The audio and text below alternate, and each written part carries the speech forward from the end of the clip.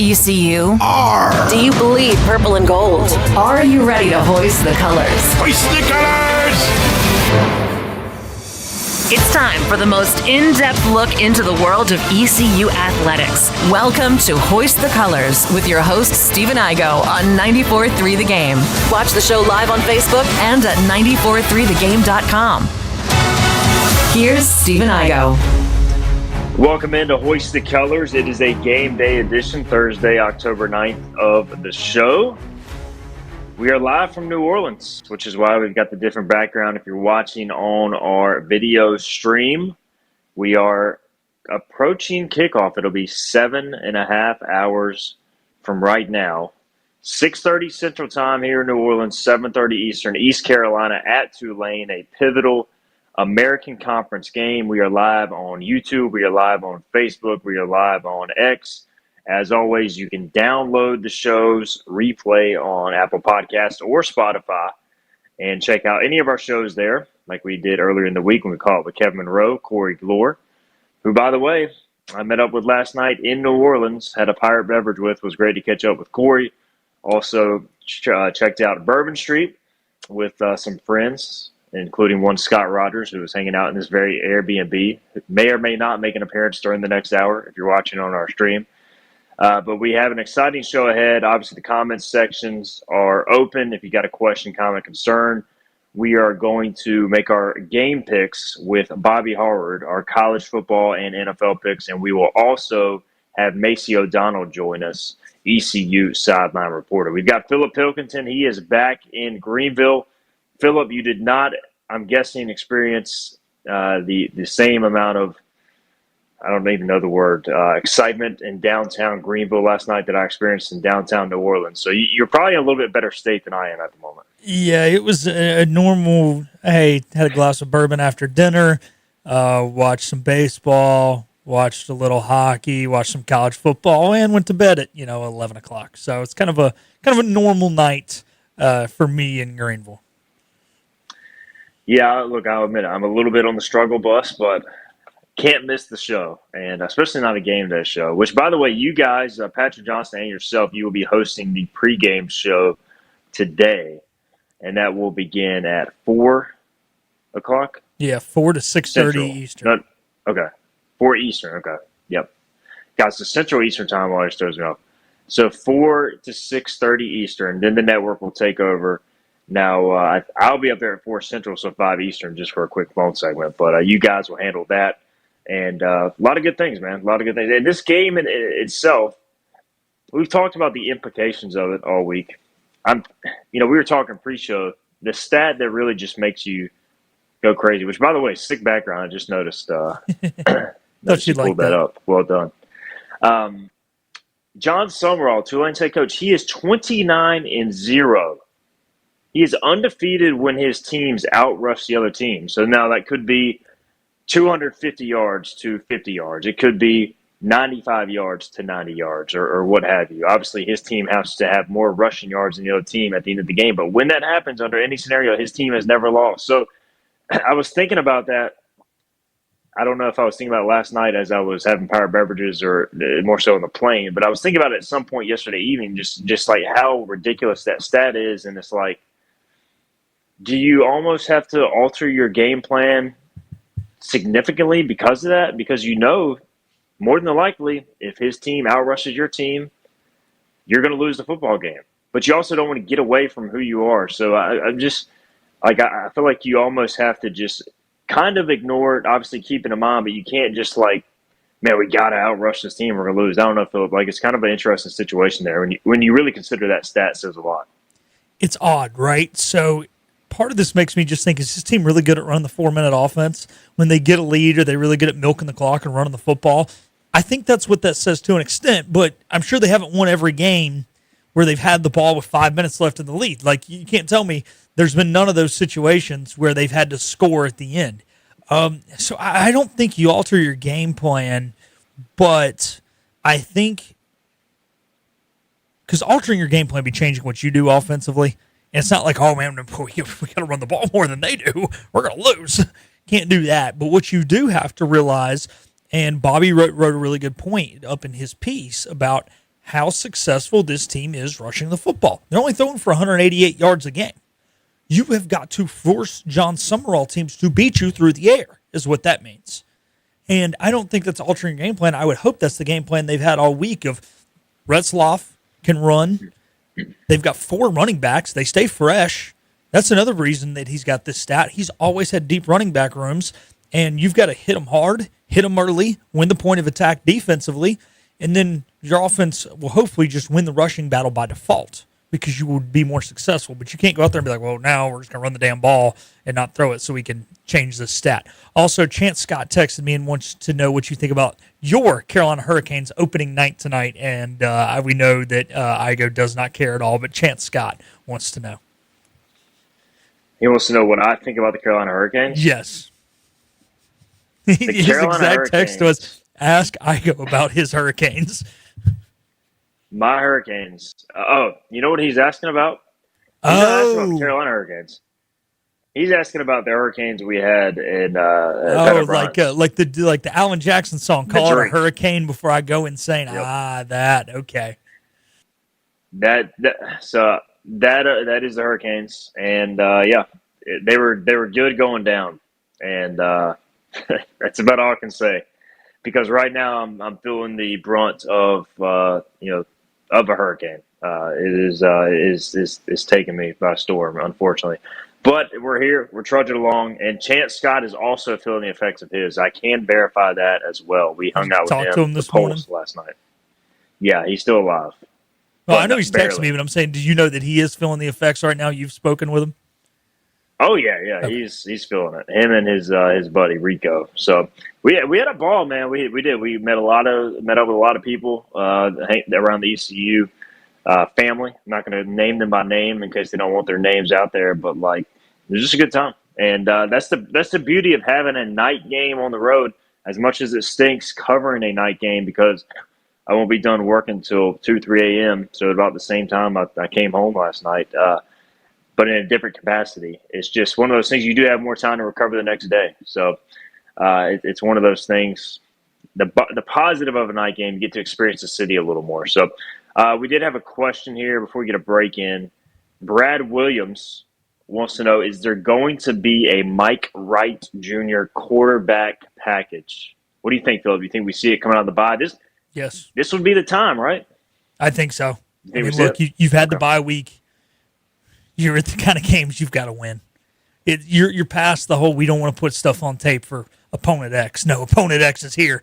This is the real deal. You want to win conference championship, you got to win this game tonight. You got to throw everything with the kitchen sink at them.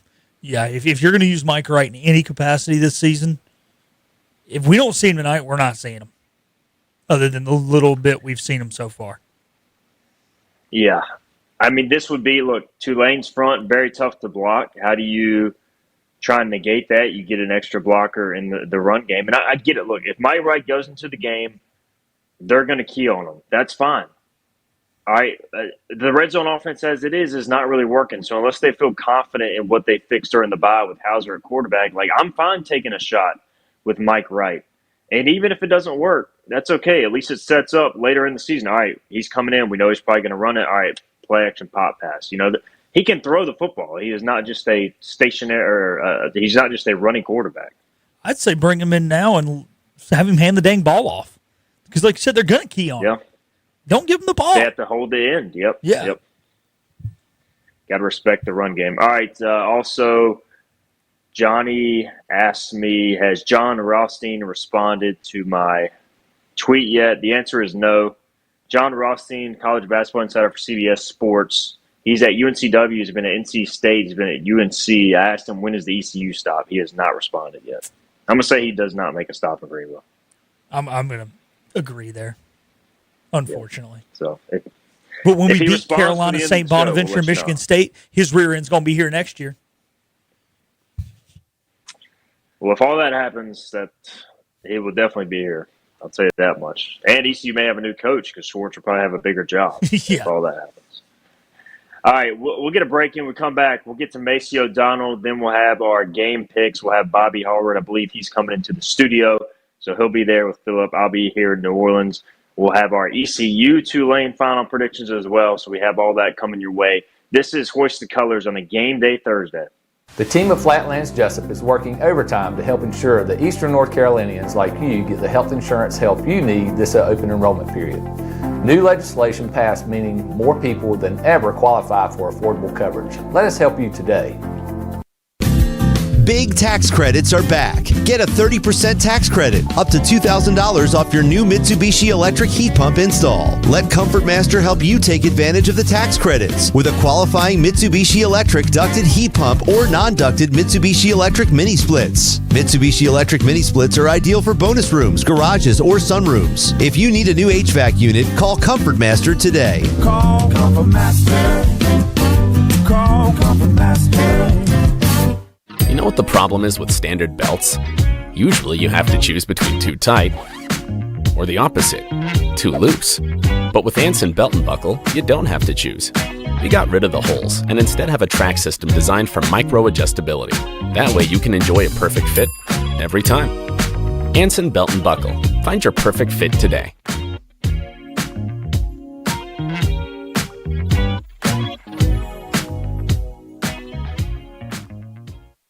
Healthwise Pharmacy rounds the bases with all of your infusion, retail, compounding, and medical equipment needs. Locally owned and operated by pharmacist Marcy Parker, Healthwise has grown to be your most trusted provider for infusion services. Currently providing in-home or on-site infusions in North Carolina, South Carolina, and Virginia.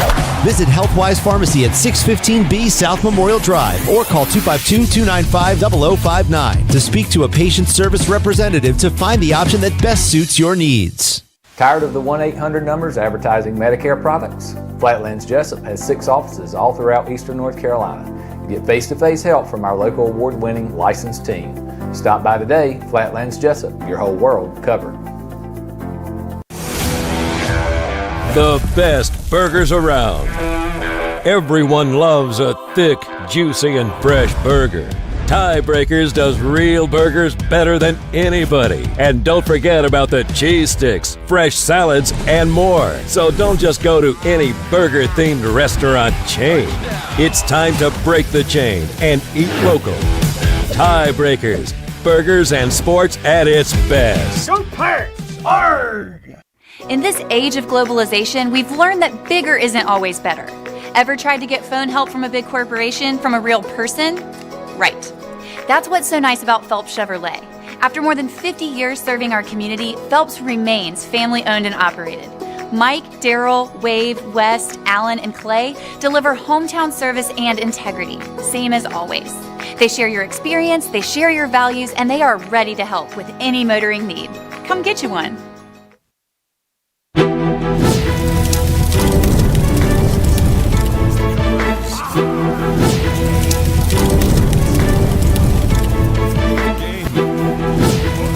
Hoist the Colors, a game day edition of the show as we get ready for ECU and Tulane. Big game Thursday night in Ullman Stadium in New Orleans. We've got Maceo Donald on the phone with us, ECU sideline reporter. Pirates 3-2, Tulane 4-1, and we've been talking about this game all week, Maceo. It feels like it could have some championship implications, maybe for ECU if they're able to win it, but certainly for Tulane given their recent history. Just what do you make of this big one going into Thursday night? I mean, obviously it's a big one. I think everybody knows that, and that's one of the things Coach Harrell mentioned just after our last win against Army. It was like, you know, you play a big BYU team, then the team that just won the conference championship, and then another team that I believe was in the conference championship, maybe against them, or maybe it was at Navy. But one of the obviously top contenders in the American Conference every single year, so it's a big one. I think you're going to see some of the similar things that we've seen in the last few weeks. So I think we're prepared as well, but it's obviously a big one for the guys, and we'll mean a lot if we could take home the win. Yeah, I was going to say, how much can ECU draw on its experiences facing BYU and NC State? From the NC State angle, you know, the road venue, I think, is, you know, their capacity is twice what Tulane is. From the BYU angle, you know, similar offense. Obviously, their former quarterback, Retzloff, is with Tulane now. They also do a ton of running, ton of motions, shifts, pre-snap, a lot of tight end looks. How much can those help ECU going into this game? I mean, it's going to be a lot. I mean, I think our team is kind of built for what they like to do. They like to run the ball like anybody else, but that's kind of one of their things. I always have really good backs. You think about Tajay Spears rolling through there, and just kind of what they want to do. And we faced that back-to-back weeks: Army, Navy, then BYU before that. So I mean, we know what to do against teams like that. We just have to execute and score on the offensive end so our defense doesn't kind of wear down by the end of the game. On Tuesday's show, Maceo O'Donnell with us, ECU sideline reporter, we were talking about similar games that ECU's been in this spot. I brought up the Cincinnati game in 22. And this was much later in the year, but it felt like it was a huge game from a conference standpoint. In 2021, a fan brought up a good point. Y'all had just beaten Tulane. Y'all went to UCF and had a shot to win that one. And I think they scored in like 20 seconds left or something. What do you remember about those two games? Like, do you get the sense as a player on the team that they're a game that could maybe shift the outcome, the trajectory of your season, I should say? Yeah, I mean, it is. And games like this, luckily we have still a lot of time to get back in the hunt, even if we were to lose this game. And we're starting off good, just being 1-0. But I think games like this is just not making many mistakes, and you got to really take out a team that's good like that. You can't play around with them. I just think about, you talked about 2021, but I think about 2022 where we played UCF, Memphis, and BYU back-to-back, and I think we basically blew out UCF. And then Memphis, we went to 3 or 4 overtimes. But teams like that, you got to take it from them. You're not just going to be able to walk in, especially to their house, and just coast. You really got to bring it to them and just not wait and react. Maceo O'Donnell with us, former ECU football player, now the sideline reporter on the broadcast for home games. Pirates and Green Wave going at it on Thursday night. And Maceo, we were talking also this week, the red zone struggles for ECU. Like, the yardage hasn't been a problem, but ECU's been in the red zone 29 times in 5 games, which is a lot. I mean, that's a great number. Yeah. The problem is they have only scored, I think, 16 touchdowns, and they've only scored 20 times, period, 4 field goals as well. Right. So what are the issues you're seeing in the red zone? I mean, I think sometimes it's just we might not know what we want to do. And, you just think about Cade, he's made some mistakes in some games, but usually he doesn't make mistakes. But sometimes they're just kind of forcing it and not letting it come to you. But, I think we just maybe should be a little bit more creative down there. I feel like sometimes we get down there and we want to still do our offense where it's kind of hurry up. I think we kind of mix it up a little bit, maybe spread us out, not just getting a running formation where we're going to hand it off to Marlon or somebody or do some type of play action off of that kind of jumbo set, but switch it up a little bit. I think we can maybe get a little bit predictive after an explosive play. You get all the way down there and you're going to hand the ball off. But obviously taking care of the balls and just, showing the defense a little bit, maybe some different things that we haven't been showing teams this season. I was talking with Kevin Monroe on Wednesday, and he, I kind of brought up the notion of, like, I want to see more Yannick Smith, Javante Connor targets in the red zone, like get them split out one-on-one. And he kind of made the point, like, it's a 50-50 ball, so you want to scheme guys open too. And I agree with that. But, like, at times, like, your best players just got to go make plays, right? And I feel like we haven't necessarily seen a lot of that in the red zone. Would you like to see more of that? Yeah, I think you're right. And one thing that I just think about is Aaron Hauer, who was the former receivers coach before JD being the staff came in. He's still in the staff now, but he always would say, it's about the players. There's only so many things, so many plays that you can call, especially in the red zone, but just in general. It's not like, it's a Lincoln Riley or somebody just doing something extremely different that nobody in the country is doing. Sometimes the player just got to go make a play. And, I think, Yannick Smith is that perfect guy that can just go up and kind of make one. He might be the only one on the team that's really built for that. Anthony Smith is more of a speed guy. Brock Spalding is more of a possession guy who can still make some big plays. But Anthony Smith, I mean, I have all the confidence in him to go make a big-time play like that. That's why teams are definitely going to be coaching him this offseason. No doubt. I saw Javante Connor make ridiculous catches in preseason camp in the red zone. I'm like, where has this been in the season? And we just haven't seen it quite yet, but maybe it's coming. And the Mike Wright stuff, too. We haven't seen any Mike Wright in the red zone, and maybe that's too predictable if he comes in. But are you surprised we haven't seen a ton of Mike Wright in certain situations, so to speak? Not really. I mean, unless you just make him a full-time receiver, I mean, the guys are going to know what he's doing when he comes into the game. So I think it's going to be a little bit hard to maybe trick the defense when that happens. But if you do maybe some type of just kind of spread and see what he can do out there, maybe give him a quick screen, not just a jet motion stuff that we've been running a lot with him this year, just something quick or just something downhill when you get a man-to-man situation. But, I mean, when you see him come in, I'm sure the defensive coaches on the sidelines are going to be saying, that guy's a quarterback. He can throw and he can make some plays with the ball in his hands. What did you think? We didn't get a chance to talk to you after the Army game, Maceo, but the fake field goal, sneaking Kyler Pearson out there. Did you notice it as a former player when he ran out there, or did you have to see the fake? I actually did. Yeah. Yeah, I was behind him, and I was kind of looking. I didn't have the best angle, but I was like, what number is that? Because he looked like you notice his hair. That's the first thing you kind of notice with him. You see him from behind. You notice all that hair up close. But that's just a good old Tyler Snead play. We ran it down at Georgia State, and I think 2020, the COVID year. But that's a great play call, and he showed some moves and was able to get in there. Good blocking as well. Blake Harrell pulling out some fakes early this season. That's 2 successful fakes thus far. East Carolina, one of, I think, 7 unbeaten teams in the American very early going into in conference play, going into this week. And pretty interesting, Maceo. Like North Texas is 5-0 and 1-0 in the conference. They host a ranked South Florida team Friday. You got ECU at Tulane on Thursday. You got Memphis, which is ranked right now. They come to Greenville later this season. So Navy's unbeaten. I feel like this conference is pretty dang good, especially at the top. Just what are you seeing out of this league thus far? I mean, it's definitely tough. I wouldn't be surprised if, potentially a team that could finish the season off really high and maybe win the conference and gets a chance in the college football playoffs. Obviously, you would want them to have some other good wins like a South Florida or Memphis. But, I mean, this conference is tough. People were saying it wasn't as good with Houston gone and UCF gone and Cincinnati gone. But, I mean, the guys that stayed around are producing. Maceo Donald with us. All right, final thing on ECU-Tulane. What does ECU have to do to win this one, and do you think the Pirates get it done?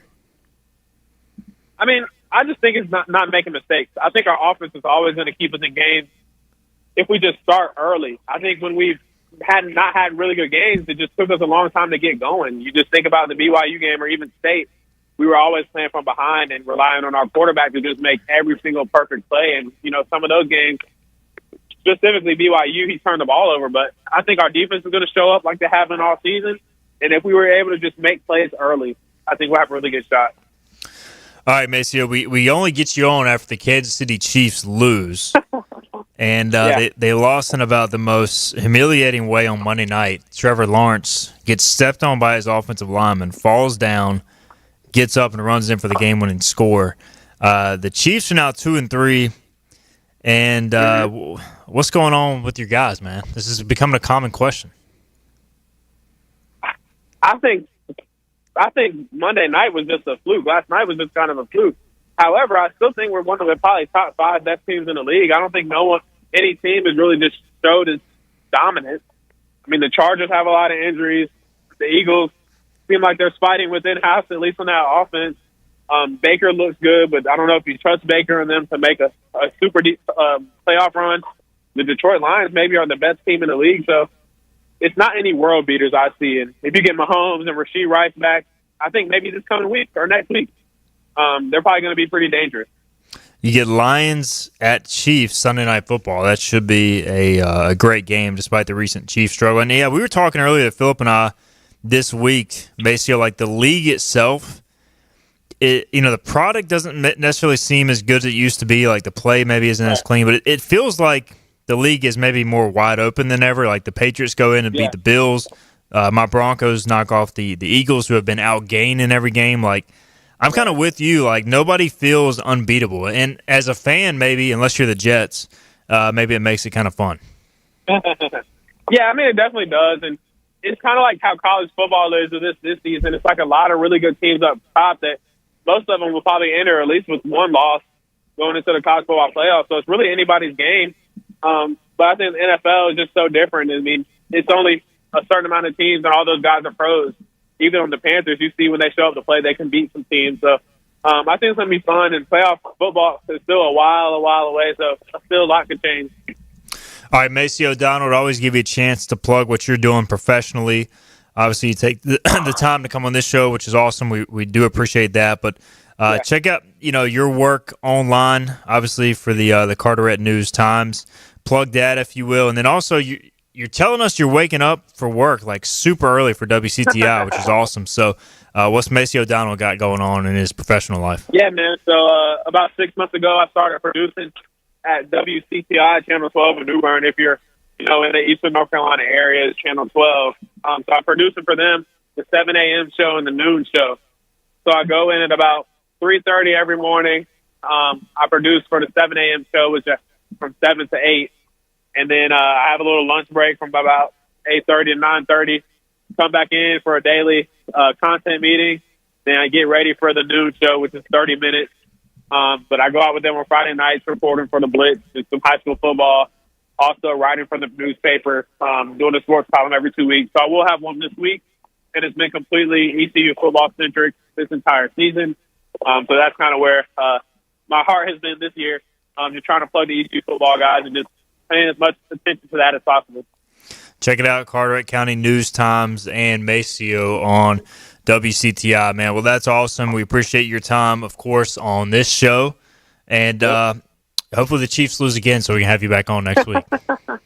Oh, I know they won't lose when we play the Broncos, man. Do we play you guys? Yep, twice. Yeah, I know. A few more weeks. That's division, right? Yeah, division. Yeah. So we're going to handle business then. What is it, 8 straight years, 7 straight years with division? Winner? Yeah, hey, it's a new year, man. It's a new year, and Denver's coming for it. All right, man, we appreciate it, though. We'll talk to you next week. All right, man, appreciate it. It's Maceo Donald. Always a lot of fun catching up with Maceo, former player and the sideline reporter for the ECU Sports Network. We'll get a break in. We'll come back. We'll continue on Hoist the Colors after this.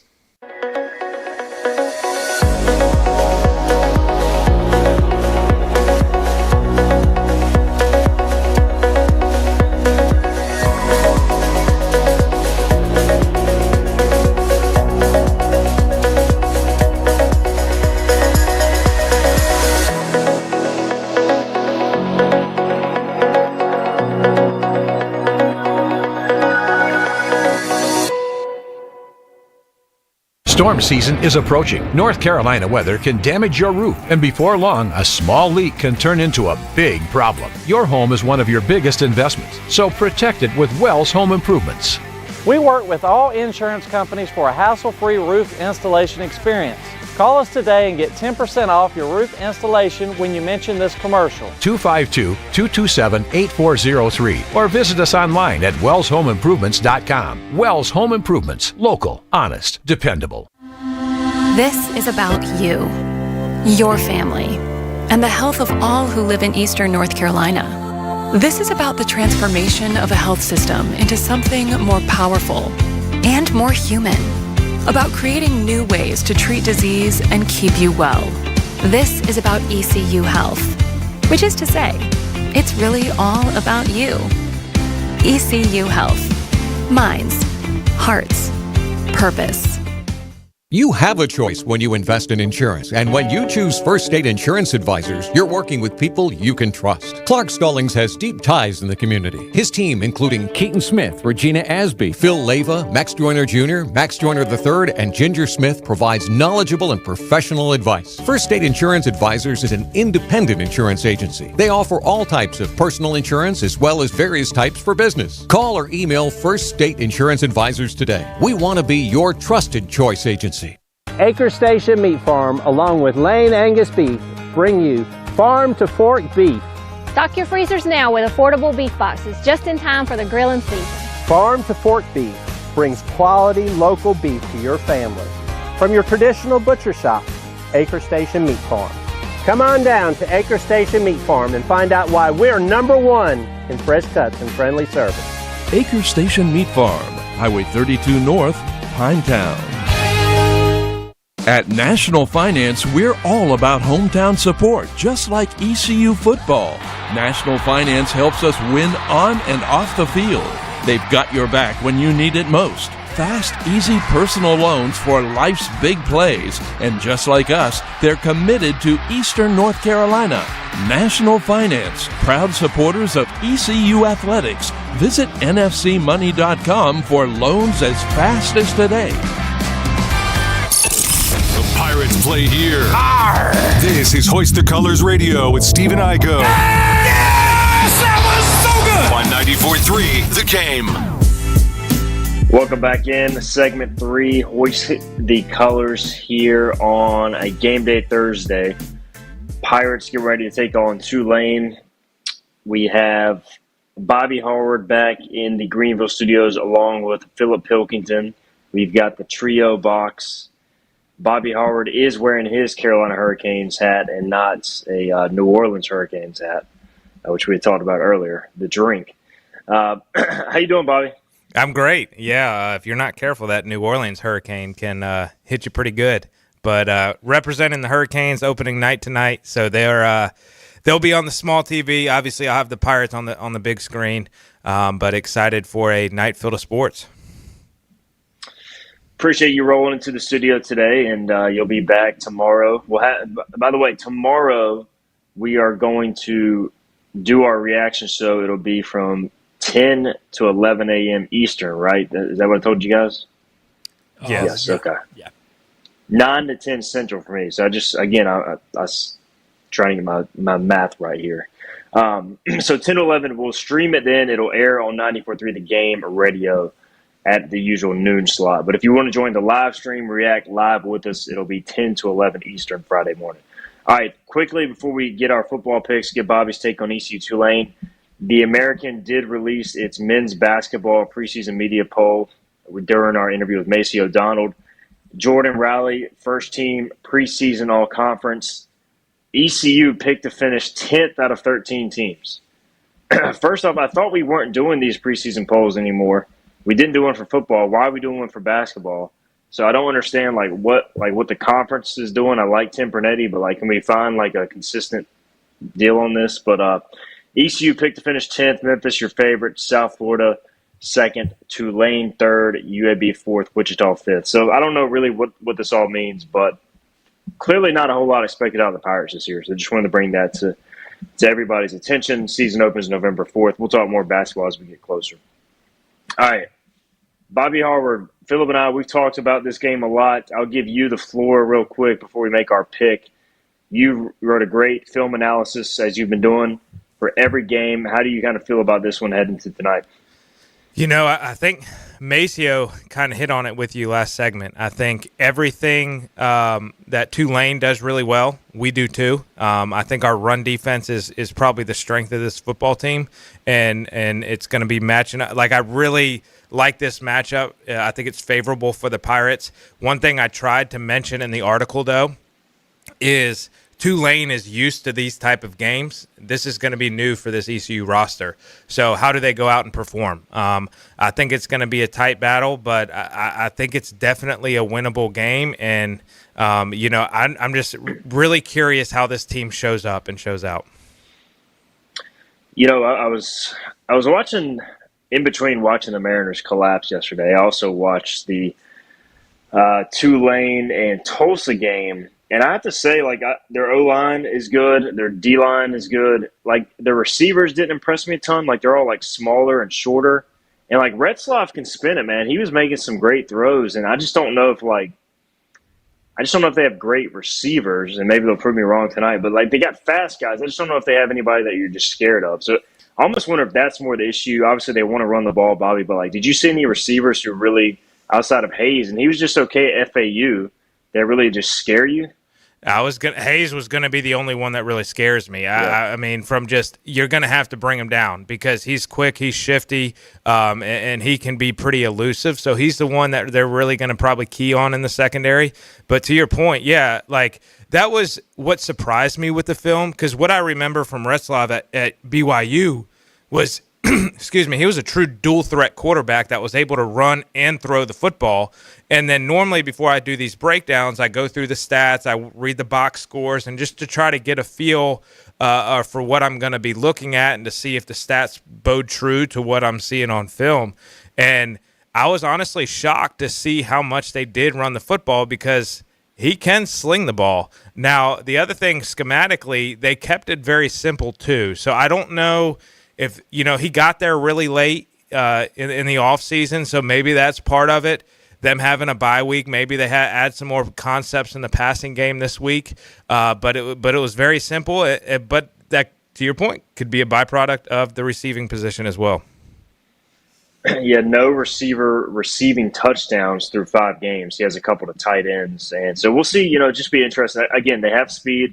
You don't want him to catch a short pass and break a big one, and he can make throws outside the hashes, which stood out to me. I'm like, man, this kid can throw it. Where are all these passing yards? And there isn't really that much there. So just keep that in mind, Pride fans. If ECU tries to take away the run, which obviously should be the number one goal, like Retzloff can still beat you with his arm, but that's a game you kind of have to play.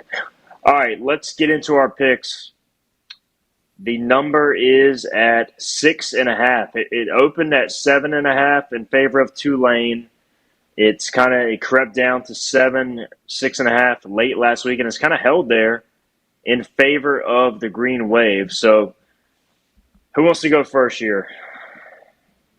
Philip, you want to be the guy? Yeah. Pressure's on. I haven't missed a ECU pick all year. I have lost the lead as I went 0-5. Yeah, for Bobby, we'll give a standings update. Yeah, we need a standings update. All right. Well, I went 0-5 last week in NFL picks. Bobby went 4-1. I went 1-4. Yeah. Bobby, 35-33, first place. One game ahead of Pilk, 34-34. I go. Not much of a fall off. You're 33-35. You're 2 games out of first, 1 game out of second. So it is tight. It's a tight race. We all are mediocre. Yeah, we're going to lose our jobs. You guys sit around and look at this, nothing but this all day, and you still can't pick games right?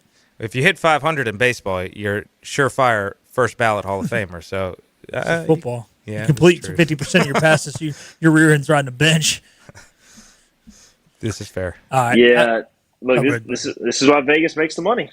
Yeah. Go for it, Philip. Y'all are going to hate me for this, but yeah, I'm not picking the Pirates. I think it's one of those we're down 3 and they backdoor cover and beat us by 10. I'm going 38-28 Green Wave. I'll take it next. I'm shocked when you sent this. I hadn't paid attention to the line, to be honest with you. I thought it was going to be like 3.5. So the fact it's 6.5, I think this is going to be a close game. It's going to be a matter of can ECU capitalize in the red zone? That's something, again, you hit on with Maceo.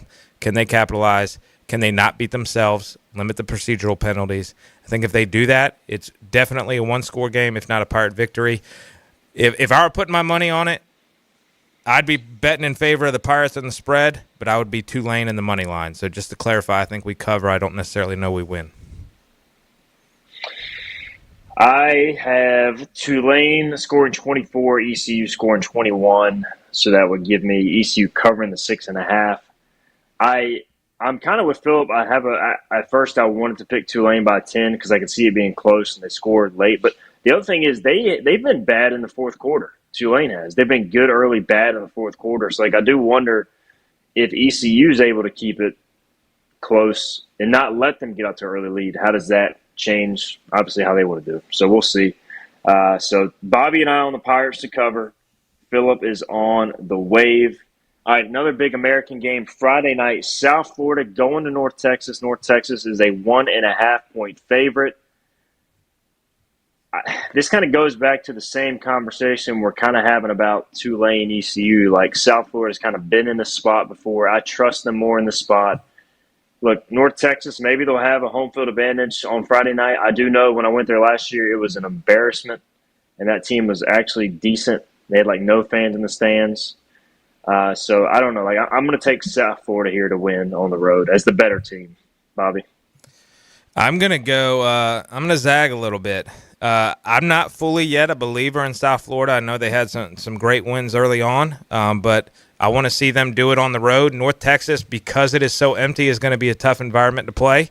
North Texas notoriously starts hot, so this will be if North Texas can jump on them early, I think it's going to be mean green all the way. Otherwise, the Bulls pull it out, but I need to see them win to prove me wrong here, so I'm going mean green. North Texas has beaten Army, and they've beaten 4 JV teams. They are not ready for what is coming in to their house tomorrow night. Give me the Bulls. You can't disrespect Washington State like that. It was 59-10. Pac-12. I'm with you. Pac-12. It was almost as bad as the 51-0 game where they beat Lamar. So Washington State is only 2 points better than Lamar. We'll see. This is a big prove-it game. This is a big prove-it week for ECU and North Texas. I feel like if you want to show that you're a conference title contender, you win these games, and I think people start to take you more seriously. That goes for ECU. That goes for North Texas. All right, Alabama at Missouri on Saturday. Alabama's a 3-point favorite. and I have no clue what I'm going to do here. So you guys, when do you go first? Philip, do you know your answer? Oh, yeah. Yeah, okay, go for it. Tide got it figured out. Yeah, they don't blow them out, but they can win on the road in Columbia. Give me the Tide. Yeah, I was leaning that way, so I think you reaffirmed that. Your confidence level in that helped me out here because I was questioning, they've won 2 big ones in a row with Georgia and then last week with Vanderbilt. But I think you're right, man. I just don't know how good this Missouri team is, and I think they win by probably a touchdown. I'm going to do something stupid here. I'm going to take Missouri. I just like Kalen DeBoer. I feel like when we start to feel good about Alabama, when he's there, is when they usually drop the ball. Yeah. And I'm looking at last year. They beat Georgia. They go on the road, they lose to Vandy. They beat South Carolina, they go on the road, lose to Tennessee. They beat LSU, they beat Mercer, and then they go on the road, lose to Oklahoma. So they lost to a pretty mid Florida State team, it turns out. I think they're beatable. I do think they figured out Simpson's legit, but just got a feeling Missouri in these spots is typically kind of sneaky good at home. I'm going to roll with the Tigers and probably regret it, but whatever. It'll give me a chance to gain a game on you guys.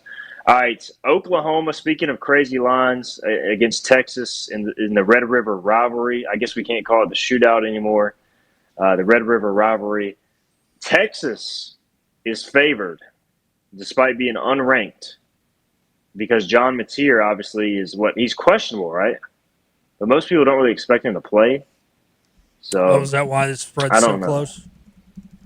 Yeah, because I think if Mateer was going to play 100%, Oklahoma would be favored.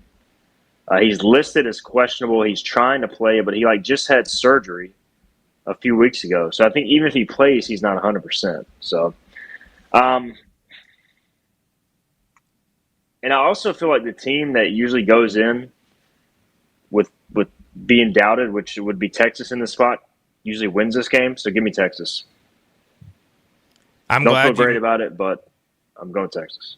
I'm glad you mentioned the Mateer thing because I was going to go Oklahoma all the way. And now that I know that, I'm actually going to be going Longhorns here. I think it's going to be a low-scoring game, though. I think Arch is on the struggle bus pretty hardcore right now. Arch Manning, if you want me to pick you, give me a reason to pick you. Horns down. Horns down. John Mateer. Yeah, it looks like he's trying to play, but there's just no official word. So does anybody want to change their pick? If Mateer plays, even banged up, I think I might go Oklahoma in that case. I would too. All right, so we'll make that as a asterisk. Asterisk, yeah. Yeah. So we're going Texas. Philip is on OU either way. And then if Mateer plays, we are all on OU. All right. Indiana is at Oregon. Oregon is a 7.5-point favorite. I'm just tired of Indiana football. Let me just say it. I'm kind of tired of Kurt Cignetti. I hope Oregon wins this game by 65 and we get another Dan Lanning, coked out interview on the field. But I guess Indiana's kind of legit too. So 7.5 is a lot of points. I'm going back and forth. Ducks at home. Just give me. I think they cover 7.5. Philip. Yeah. Go Philip. Look, Indiana is a basketball school. Oh wait, they're not even that anymore. Who am I kidding? Come on, give me the Ducks. They can't do anything right. They're a football school now. No, they're not. They think they're a football school. They're gonna find out on Saturday that they ain't a damn football school. Yeah, I agree. Ducks all the way.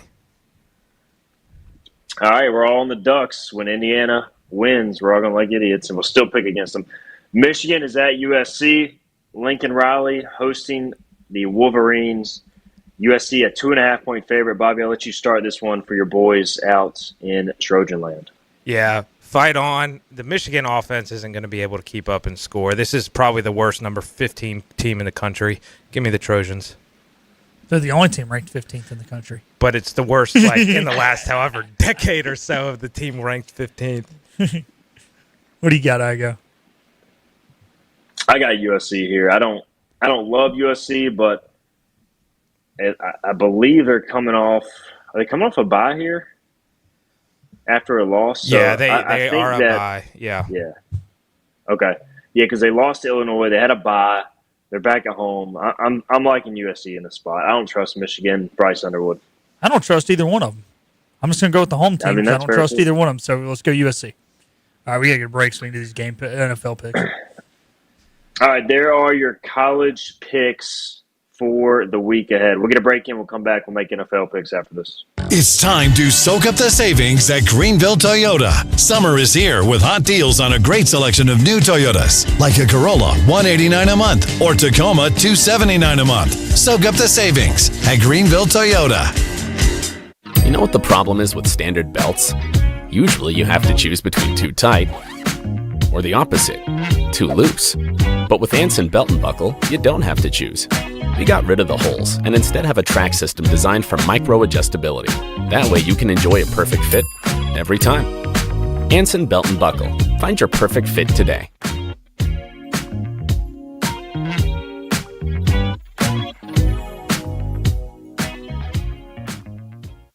Daughtridge Gas and Oil has been your dependable propane supplier for 95 years. Their trained technicians can service and properly install all your propane and natural gas appliances. Plus, Daughtridge Gas and Oil is your backyard expert with fire pits, grills, smokers, and more, including quality outdoor furniture at their Greenville Patio and Hearth Shop at 1901 Charles Boulevard. Go by and see the knowledgeable staff at Daughtridge Gas and Oil for propane delivery or call 756-1345.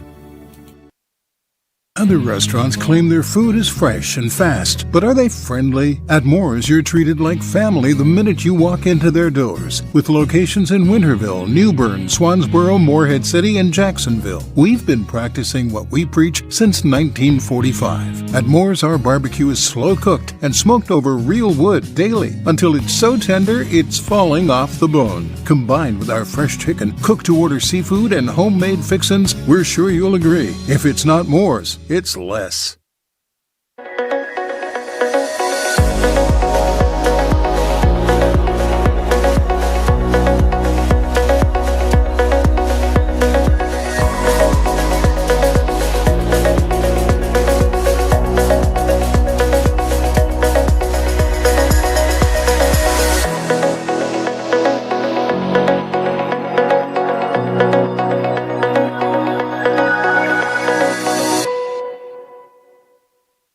My hair is definitely a reflection of who I am. Wild, fun, fiery for sure. It just goes with the flow. Me and my hair, both untamable. I wear it how I feel. Feel fearless. Feel empowered. Look fantastic. Look fantastic. Look fantastic. Feel unstoppable. Unstoppable.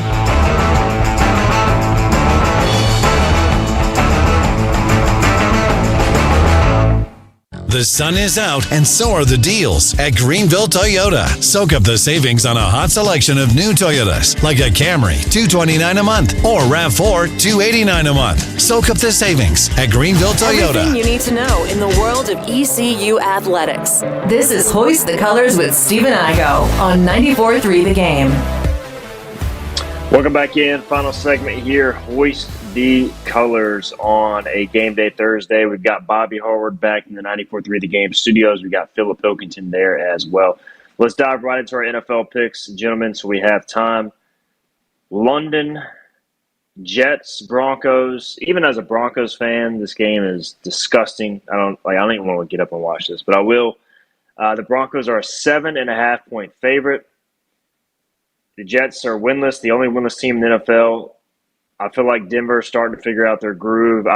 Honestly, I think they play sloppy, but they still win by 10, 13. Philip, your thoughts? I like that Denver went out early. I really like that. They went out Monday. Teams never do that. It's because they were already on the East Coast. I think it's a huge benefit to them. Give me the Broncos. I'm going to zag. Jets. I think they cover. I don't think they win. But 7.5 is a lot in the NFL. It is. Yeah, looking at their schedule, I mean, even this year they have, looks like, lost 2 or 3 games by single digits. So they're very capable of covering. All right. Cowboys are at They haven't Panthers. forced a turnover, though. They're the only team in NFL history to have not forced a turnover through 5 games. I just want to throw that out there, Bobby.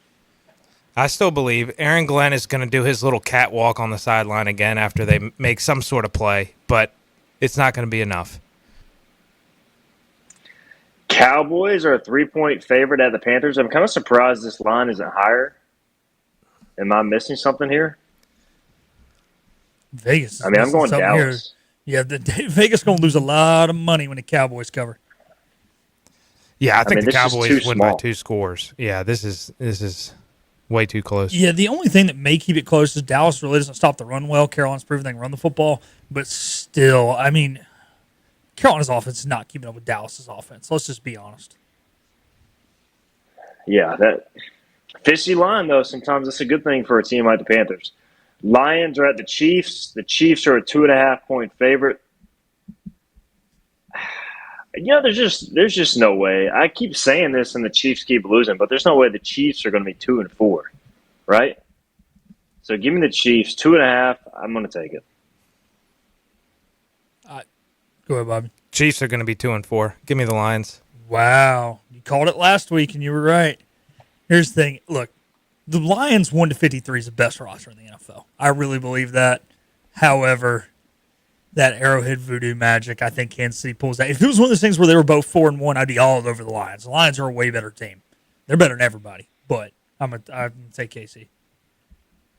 The Chiefs are getting to the point, they wouldn't be a desperation at 2-4, but they'd be close to it, man. They'd be up against it. They're getting to the point where they can't afford many more losses. All right, Seahawks, Jaguars. This is another line that just doesn't add up to me. Jags are just a 1.5-point favorite with Seattle going across the country. But Seattle lost a heartbreaker. They're actually a pretty good team. Jacksonville coming off a big win. Give me the Seahawks, baby. I don't know why I'm doing it, but I just feel it in my gut. You're a smart Seahawks man. Road win. You're a smart man. Jaguar Jansen, I'm sorry, but I'm going Seahawks here. I feel bad. I haven't picked Jacksonville all year. I've picked against them every week. And I really do. I will admit I admit they're a good football team. But, man, Sam Darnold is playing the best football of his career. And, I'm going to go Seattle. Fool me 6 times. I guess definitely shame on me, Jacksonville, but I'm picking Seattle. We will all go down together on this when Jacksonville wins 30-13 or something. Yeah. But at least we will roll together. All right, Bears, Commanders. Commanders are a 4.5-point favorite. This is Monday Night Football. And how excited are you for the Commanders to be back in the spotlight, Bobby, once again? And we'll let you lead the way here. Give us your game synopsis. 4.5 for the Commanders. Yeah, I'm ecstatic. I don't know if Terry's going to play, but it doesn't matter. It doesn't matter. We got JD5. We got Bill. We're going to run the football against the worst run defense in the NFL next to the Dallas Cowboys. Left hand up. We're not going to need a Hail Mary this game. Let's go. I like it. The Bears, are they coming off a bye? I didn't even realize teams have byes this early in the season. Yeah, them, Atlanta, Green Bay, and somebody else. Pittsburgh. Pittsburgh, yep. Okay. So Bears have kind of sneakily won 2 games in a row. They beat the Cowboys. They beat the Raiders, which whatever, but they're coming off a bye. That said, Commanders, better football team. I like Jaden Daniels in these night games. I am going to roll with the Commanders to win by a touchdown. And left hand up. Yeah, Bobby, your boy's a little banged up. We mentioned that. They haven't played their best football this year. But sometimes when the Jimmies and Joes are that much better, you ain't going to lose this football game. All day, baby. Hail. Let's go. All right. I feel like we're on a lot of the same NFL picks this week. Bobby zagged a few times. He's zagged a few times, but you and I are the same, I go. We're going 0-5 or 1-4 together this week. Yeah, we've been bad lately. But, look, there's plenty of season left, guys. We just got to keep hanging in there. Just keep doggy paddling, holding our water, and then eventually we're going to make a run. I was 15-7 in NFL picks going into last week. I was getting 2/3 of the games right. And then one bad week, and you're back to mediocre. Bobby's just over there smirking. He's feeling good, man. Dude, I felt like I was on it last week. I had a good beat on stuff last week. I felt really good. And then I thought I gained some ground, and then Philip told me when I walked in today I was back in the lead, so that just boosted my mojo even more. Yeah. You deserve it, man. Enjoy the spotlight while you have it, because it can get taken away from you quickly when it comes to sports betting. I felt great the first 2 weeks. I don't think I've had a winning week since. But hey, we keep trying, and we'll try and try again until we succeed. All right, we are out of time. Bobby, appreciate you hopping in, man. We'll see you again tomorrow. Yep. Enjoy the game tonight. Safe travels tomorrow afternoon. Appreciate that. And Philip, we will see you tomorrow. Thanks for everything, as always. Yeah, man. Dom will be calling you. Be ready.